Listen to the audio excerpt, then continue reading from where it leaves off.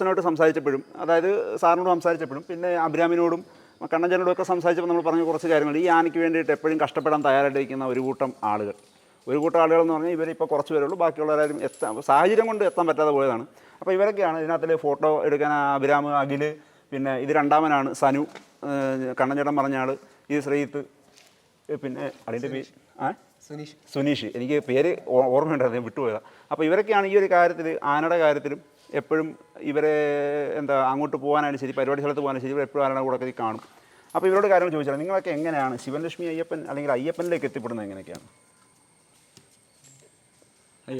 അയ്യപ്പനിലേക്ക് എത്തിച്ചേരുന്നതെന്ന് പറഞ്ഞാൽ ഒരു 3-4 വർഷം മുമ്പ് അയ്യപ്പൻ എന്ന് പറഞ്ഞാൽ ഒരു പേടി സ്വപ്നമായിട്ടായിരുന്നു ഒരു കാലത്ത് നമ്മൾ പൊതുവെ കേട്ടുകൊണ്ടിരുന്നത്. അങ്ങനെ കേട്ടുകൊണ്ടിരുന്ന സമയത്ത് ഈ ആനയെ കാണണമെന്നുള്ള ആഗ്രഹം നമുക്ക് എന്തായാലും സ്വാഭാവികമായിട്ടും ഉണ്ടാവുമല്ലോ. ആ ഒരു ആഗ്രഹത്തിന്റെ പുറത്ത് ഇവിടെ വന്ന് ഒരു ദിവസം ഈ ഗേറ്റിന് പുറത്ത് നിന്ന് ആനയെ നോക്കി, പുറത്തു നിന്ന് ആനയെ കണ്ടിട്ട് പോയി.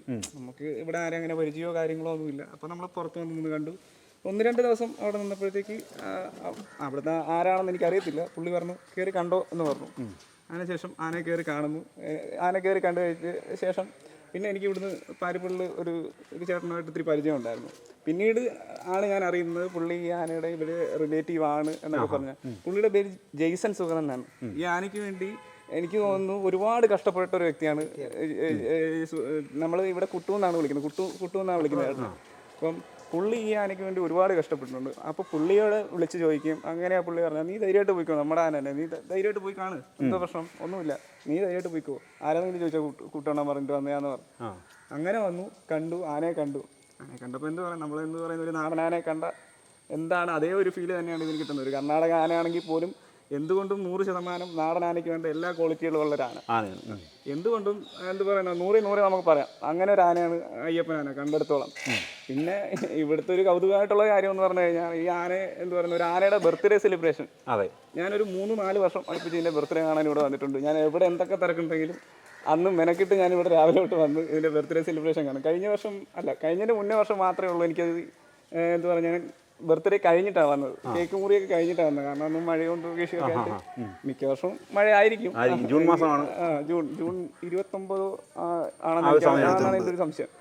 അപ്പോൾ ആ ഒരു സമയത്ത് മാത്രം എനിക്ക് വരാൻ പറ്റില്ല. ബാക്കി എല്ലാ വർഷവും, ഈ വർഷം കഴിഞ്ഞ മുന്നുള്ള വർഷങ്ങളിലെല്ലാം ഞാൻ കൃത്യമായിട്ട് വന്ന് ബർത്ത്ഡേയിൽ പങ്കെടുക്കും. എന്ന് വെച്ചാൽ അന്നൊരു നമുക്കൊരു കേക്കെങ്കിലും അതിൻ്റെ വായിൽ വെച്ച് കൊടുക്കുക എന്ന് പറഞ്ഞ ഒരു സന്തോഷമുള്ള ഒരു കാര്യമാണ്.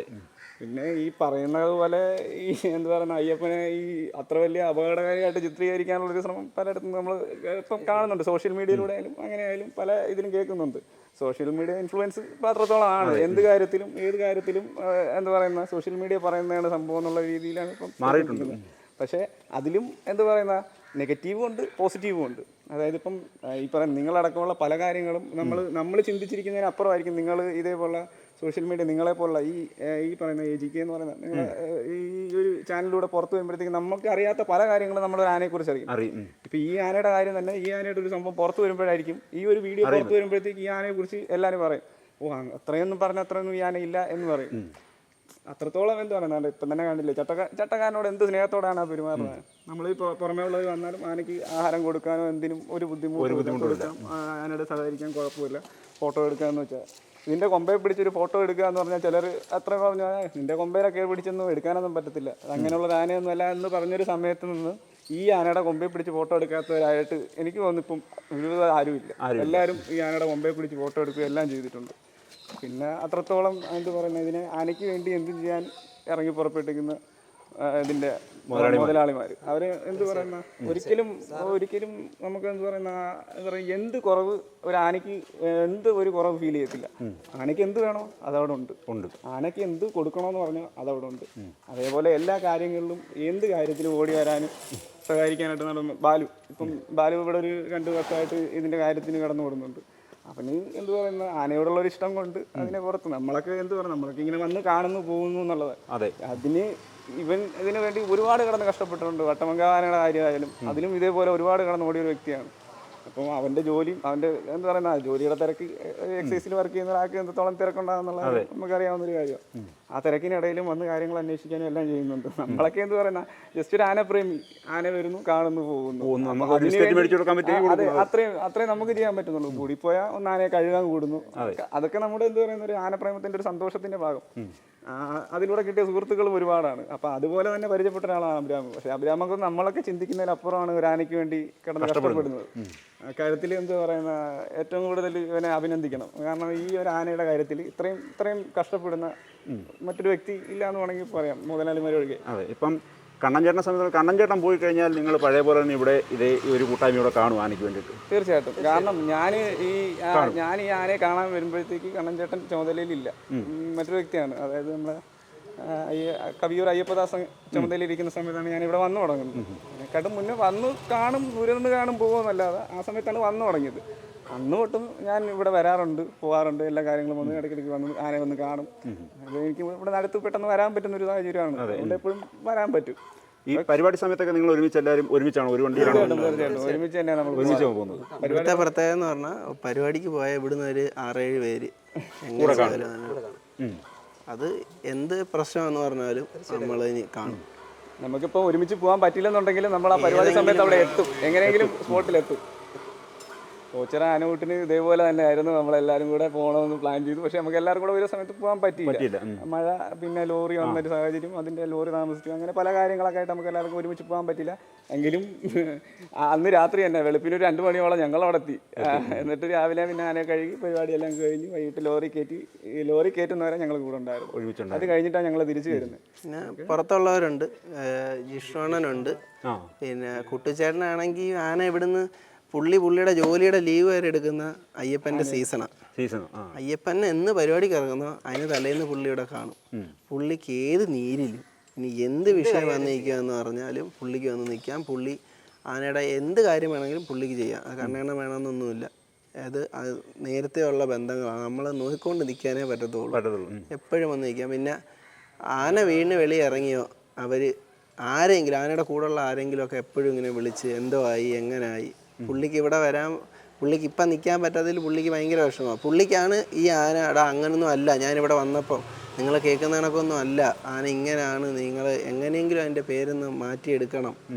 പിന്നെ പരിപാടിക്ക് വിടത്തില്ലെന്നേ ഉള്ളൂ. പരിപാടിക്ക് വിടാത്തത് ഇങ്ങനത്തുള്ള ഇവരിത്രയും നെഗറ്റീവായിട്ട് പറഞ്ഞു വെച്ചേക്കുന്ന ഒരു ആനയ്ക്ക് പരിപാടി വരാൻ പാടാണ്. അതുകൊണ്ട് മുതലാളിമാരും പറയുന്നു ഇങ്ങനെ പോകണ്ട. ഇപ്പം വന്നപ്പം നമ്മൾ നേരത്തെ കണ്ണൻ ചേട്ടനായാലും പിന്നെ എല്ലാ സൗകര്യങ്ങളും ആനക്കാർക്കുണ്ട്.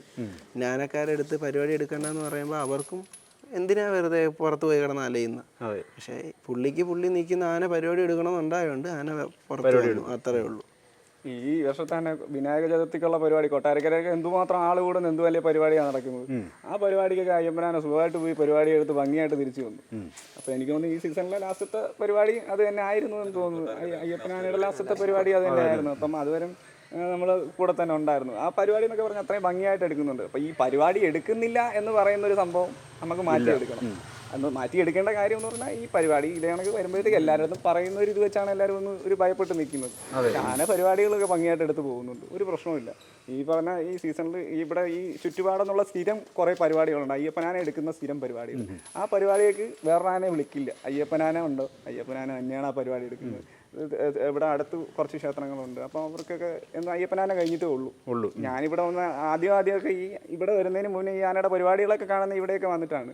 ഇവിടെ ചിറ്റാറ്റിലെന്ന് പറയുന്ന ഒരു ക്ഷേത്രമൊക്കെ ഉണ്ട്. ആ ക്ഷേത്രത്തിലൊക്കെ തിടമ്പാനായിട്ട് എല്ലാ അയ്യപ്പനാന തന്നെയാണ് തിടമ്പാനായിട്ട് വരുന്നത്. ഇപ്പോൾ എനിക്ക് തോന്നുന്നു കഴിഞ്ഞ വർഷത്തെ കാര്യം എനിക്കറിയില്ല, എങ്കിലും അതുവരെ മുമ്പേ ഉള്ള പരിപാടികളിലെല്ലാം സ്ഥിരമായിട്ട് ആനയെ ഞാൻ കണ്ടിട്ടുള്ളത്. പിന്നെ ഇവിടെ എന്ത് പറയുന്ന വലിയ പരിപാടികളിലെല്ലാം നല്ല രീതിയിൽ പങ്കെടുത്ത് വന്നൊരു ആനയാണ്. അപ്പോൾ ഇപ്പോൾ എന്തോ ഒരു വർഷക്കാലം ഇടയ്ക്ക് വെച്ചൊന്ന് പരിപാടി എടുക്കാൻ പറ്റാതായി. ഈ നീരുകാലമൊക്കെ മാറി വന്നതിലൊരു വ്യത്യാസത്തിൽ എനിക്ക് പരിപാടി എടുക്കാൻ പറ്റാതായിപ്പോയി. ഇനി വരും കാലങ്ങളിൽ നല്ല രീതിയിൽ പരിപാടി എടുത്ത് കാണണം എന്ന് നമുക്കൊരാഗ്രഹമുണ്ട്. അവർ പറയുന്നത് മുതലാളിമാർക്ക് അതിനെ പരിപാടി എടുത്തില്ലെങ്കിലും കുഴപ്പമില്ല, അവർക്ക് ഇവിടെ കാണണം എന്നുള്ള ഒരു അത് അവരുടെ സ്നേഹം കൊണ്ട്. പക്ഷെ നമുക്ക് ഈ ഒരു പരിപാടി സ്ഥലത്ത് എത്തി കണ്ടു കഴിഞ്ഞാൽ നമുക്കതിപ്പോൾ സന്തോഷം വരും. അതെ.